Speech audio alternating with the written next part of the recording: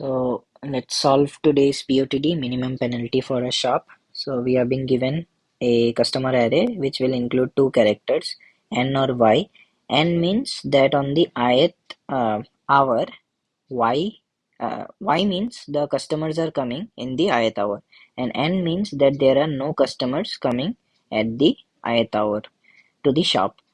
So now if the shop closes at the jth hour, then the penalty is calculated as follows.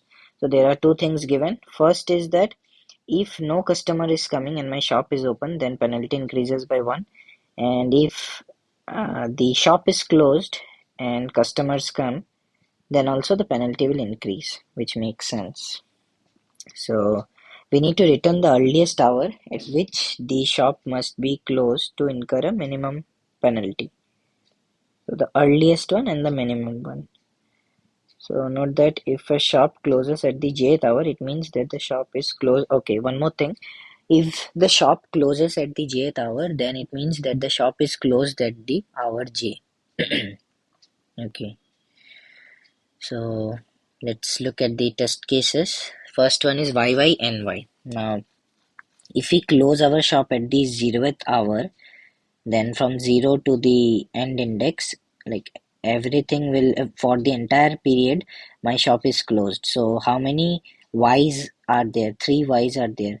So 3 will be my penalty. If my shop closes at first hour, then the 0th one will give no penalty because it is Y and the shop is open till 0th one. From 1 to 3 index, the shop is closed. So 2 Ys are there. So 2 penalty. Then now the penalty has decreased. So this could be my possible answer. But let's see if something better can be achieved or not. So if we say that at 0, 1 and 2, at 2 my shop closes, it means from 2 to 3 my shop will close, and before that my shop is open. So two Ys and the shop is open, so no penalty in that side. And from index 2 to 3 the shop is closed and 1 Y is present, it means 1 penalty will be there. So 1 is my new answer because this is the minimum. Now if at third hour I close my shop, then from 0, 1, 2 the shop is open. For 0, 1, 2 the shop is open, and at index 2 I have an n, so 1 penalty for that. And if I close my shop at third hour, then from 3 to 3, from index 2 to 3 there is 1 Y, so 1 more penalty for that. Now the penalty has increased, so we won't take this option. If we consider the shop closing time to be 4th hour, then how many n's are there in 0 to 3? 1 n only, so 1 will be my penalty. But as the question said that we need the earliest time, so 2 will be my answer, not 4. Also, I don't need to check 5 or 6 because whatever the answer is for 4, that will be the same answer for 5 and 6. Similarly, these test cases are simple because if we choose 0, then we get a 0 penalty. Because if we choose 1 as my closing time, then my penalty will increase. Similarly, in this case, if I close my shop at 0, then I get a penalty of 4. If I close my shop at 1, then I get my penalty will be 3. If I close my shop at 0, 1, 2, 3, 3 at 3, then my penalty will become 3. And if I close my shop at 4, I get a penalty of 0.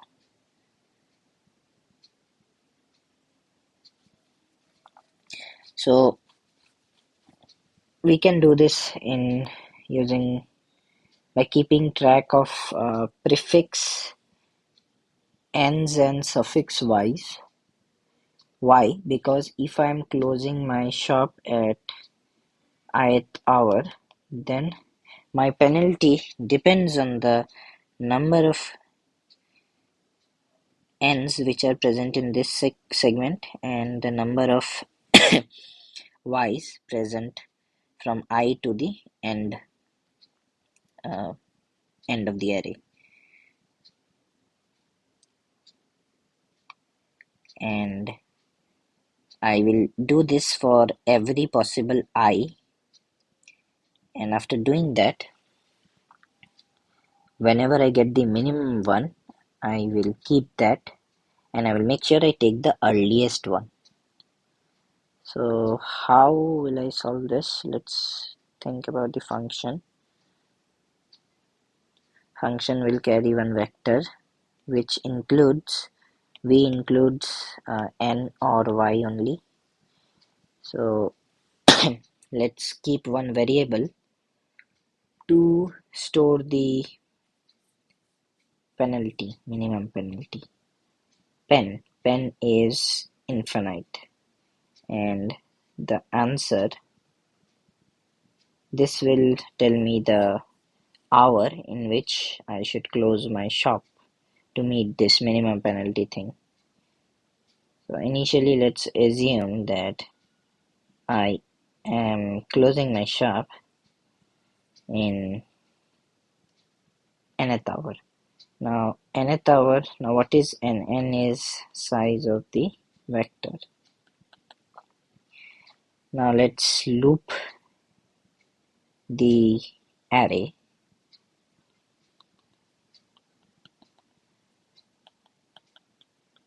So I will be my possible, here I represents the index, and apart from index it also represents the uh, index and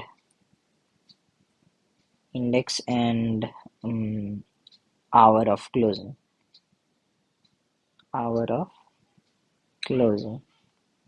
So if we are inside this loop, then when I'm at ith, so now let's assume from some array I know the count of n's from index 0 to I minus 1. So t1 of I gives me the count of n from 0 to I minus 1. T2 of I represents the count of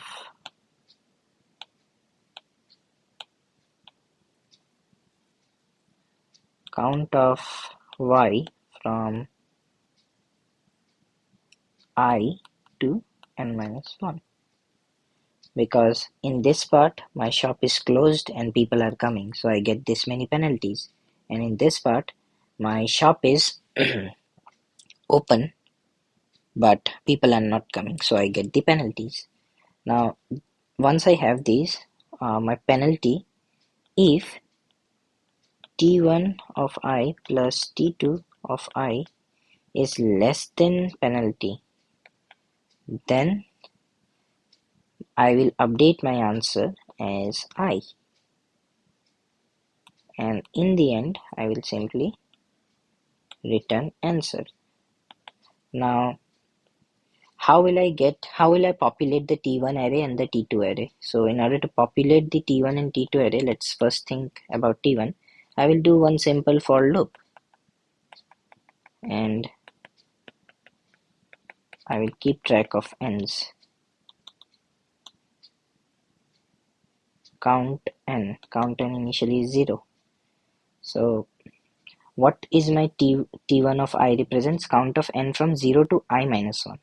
So I will first add t1 of I is equals to cn, then if v of I is equivalent to n, then cn will be incremented. So in this way I keep the count of cn from index 0 to I minus 1 and I put it in the t1. Similarly for t2, I will do the same loop, I equals to 0. Now here the direction of the loop will change because I need to come from back. So n minus 1. So I minus minus from I equals to n minus 1 to 0 will be the direction. Now inside this loop, what will I do? So the definition of T2 I is count of y from I to n minus 1. So count of y is equals to initially 0, and if count of if v of I is capital Y, then count of y will increment, and I will save this into my array.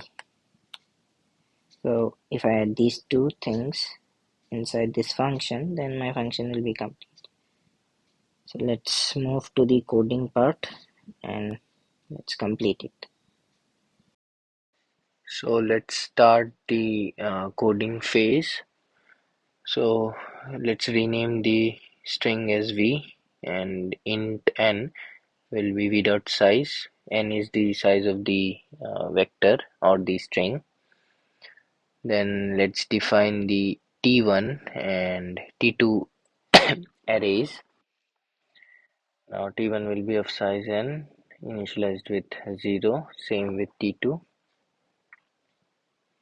Then let's populate the t1 t2 arrays. So for t1 I will make one for loop, and it will go from 0 to n, and I will keep a variable cn, which will count the number of n's from 0 to I minus 1. So ti will become cn, and then I will update cn if the current element in v is capital N or not. If it is capital N, then I will do cn plus plus, so that the next I will get the contribution of this n. Similarly, I will run another loop from n minus 1 to 0 for t2. Here the t2i represents the number of, and one more thing, the cn will be reused. Here cn is actually cy only, but let's just use it. So if vi is y, then cn will increase and t2i will become my cn. Here t2i represents the number of y from n minus 1 to from I to n minus 1. Now the penalty variable is 1e9 and answer is n. And now let's calculate the answer, the optimal answer. And one more thing, for the penalty thing, I can keep it something else. Let's not keep it 1e9. The maximum possible answer will be n minus cn, right? Because n is the total number, and if I remove the number of y's from it, I get the number of n's. And if I choose my I as n, then my maximum penalty possible is the number of n's in the string. So that can be calculated using n minus cn.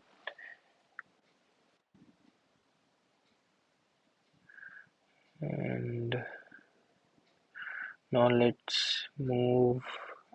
Now we okay. Now let's calculate the answer in for each I. Here I represent the ith hour. So now if my t1i plus t2i is greater than greater than penalty, then my answer can be updated. If it is less than penalty, then my answer can be updated. And less than equals or less than, we can keep both. Let's just go with less than, and the equal case can be handled separately, because for the equal thing I just need to make sure I take the earliest one. So that's why I'm handling the equal case separately, and as I need the earliest one, so I will take the min one, and I will simply return the answer.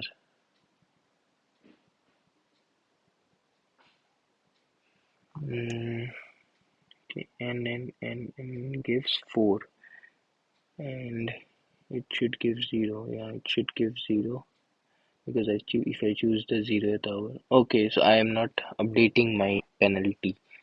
Inside the first if statement, I also have to update the penalty as the new less penalty, which is T1I plus T2I. So in line 21, I need to add the pen. T1I plus T2I. I think now it should work. Let's submit it.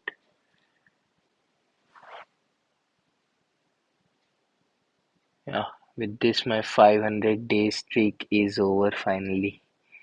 Thanks for watching.